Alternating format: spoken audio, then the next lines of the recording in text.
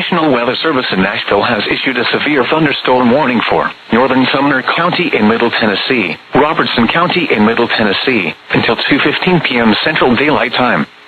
At 1:10 p.m. Central Daylight Time, a severe thunderstorm was located 7 miles north of Coopertown, or 8 miles west of Springfield, moving east at 40 miles per hour.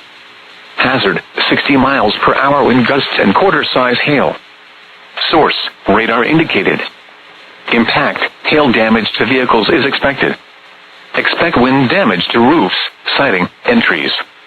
Locations impacted include Springfield, White House, Millersville, Greenbrier, Coopertown, Westmoreland, Ridgetop, Cross Plains, Portland, Orlinda, Adams, Cedars Hill, Mitchellville, Bethpage, Oak Grove, and Cottontown. This includes the following highways: Interstate 65 between mile markers 103 and 120. Interstate 24 between mile markers 18 and 26. For your protection, move to an interior room on the lowest floor of a building. A tornado watch remains in effect until 3 p.m. Central Daylight Time for Middle Tennessee.